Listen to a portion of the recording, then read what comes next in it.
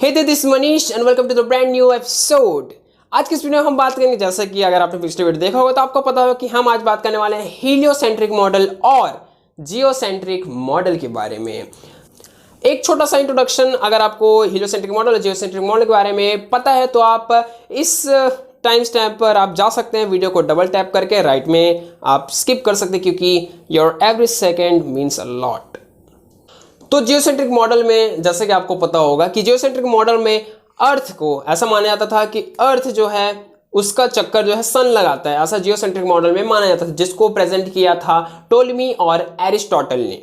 ठीक है, ये बेसिक इंट्रोडक्शन, आगे बात करेंगे अच्छे से। और दूसरा होता है हेलियोसेंट्रिक मॉडल, जिसमें जो अर्थ है उसका चक्कर, मतलब जो अर्थ है वो चक्कर लगाती है सन के, ऐसा है ये हेलियोसेंट्रिक मॉडल, जो कि निकोलस कॉपरनिकस और एरिस्टॉर्चस, नॉट एरिस्टोटल, एरिस्टॉर्चस द्वारा प्रेजेंट किया गया था। तो चलिए अब डीप फैक्ट्स में घुसते हैं।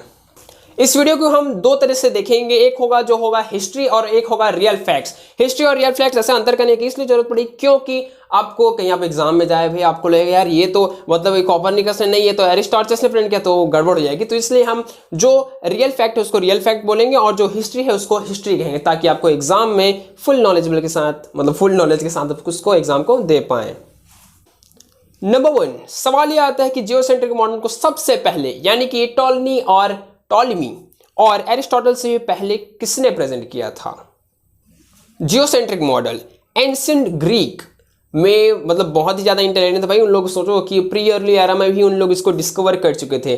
तो क्या हुआ, ये प्री सॉक्रेटिक एरा थी, यानी जो सॉक्रेटिस है उनके बर्थ से भी पहले का जो है ये सीन है। ठीक है, तो क्या हुआ कि 6th सेंचुरी बीसी, यानी सेंचुरी से भी और पहले 6th सेंचुरी बीसी में एलेक्जेंडर ने एक कॉस्मोलॉजी प्रेजेंट की, जिसमें अर्थ के ऐसे चारों ओर ऐसे पिलर बना के आप ये जो देख सकते हैं प्रेजेंट किया गया। तो एलेक्जेंडर नहीं है, खैर एलेक्जेंडर है, तो एलेक्जेंडर ने ऐसा उसको प्रेजेंट किया था। ये बात है 6th सेंचुरी बीसीई। सोच कर देखिए, इतना पुराना, मतलब क्या बोलते हैं, 2000 साल से और 600 साल पहले, मतलब 2500-2600 साल पहले की बात है। ये हिस्ट्री है।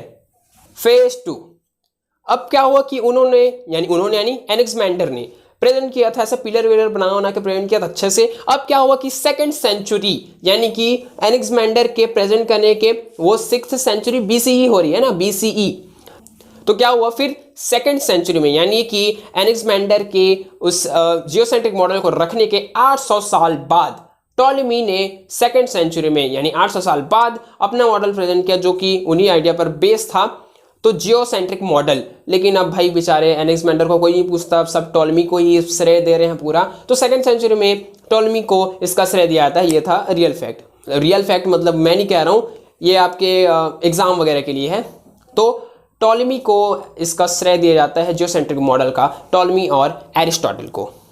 नंबर 2 गाइस, अब बात करते हैं हीलियोसेंट्रिक मॉडल, जिस मॉडल का भी एक्सेप्ट किया गया है और इसको अभी भी, मतलब अभी यही चल रहा है। क्या है हीलियोसेंट्रिक मॉडल? जिसमें ये माना जाता है कि सन को पूरा सोलर सिस्टम का सेंटर माना जाता है, और ये माना जाता क्या मतलब है कि जो बाकी सारे जितने प्लैनेट्स हैं वो सन के ऐसे ऐसे चक्कर लगाते हैं। जबकि जियोसेंट्रिक मॉडल में इसका जस्ट उल्टा था। वो तो मानते थे जैसे कि सन अभी दिखता है हमको ऐसे, बादल से ऐसे ऐसे पूरा अर्थ के ऐसे ऐसे लगाते, तो इसीलिए पहले लोग सोचते थे यार कि जैसे ना, जबकि ऐसे सन ऐसे जाता है तो सब सोचते थे कि ना जो सन है वही अर्थ के चक्कर लगाते हैं। तो हीलियोसेंट्रिक मॉडल इससे अपोजिट है, यानी हीलियोसेंट्रिक मॉडल में अर्थ सन के चक्कर लगाती है और अर्थ के साथ साथ बाकी सारे प्लैनेट भी सन के चक्कर लगाते हैं, यानी कि सोलर सिस्टम का सेंटर सन को माना गया इस मॉडल में, हीलियोसेंट्रिक मॉडल में। तो अब बात करते हैं हिस्ट्री की। एरिस्टॉर्चस, जिन्होंने फर्स्ट हीलियोसेंट्रिक मॉडल को मतलब लाया था, यानी पेश किया था। तो Aristarchus, not Aristotle, Aristarchus spelling is here. तो एरिस्टॉर्चस इन्होंने 3rd सेंचुरी बीसीई, यानी सोच कर देखिए आज से 2300 साल पहले 3rd सेंचुरी बीसी में इस मॉडल को पेश किया गया था। लेकिन उस समय तो कोई मानता ही नहीं था, क्योंकि अभी ऐसे हमने पिछले फैक्ट में बात की कि अभी एमोटो वाटर एक्सपेरिमेंट को जैसे कोई नहीं पूछ रहा, मतलब कोई इसे मान नहीं रहा साइंटिफिक कमिटी, उस तरह से उस समय जो एरिस्टॉर्चस के आइडिया को कोई भी मान नहीं रहा था।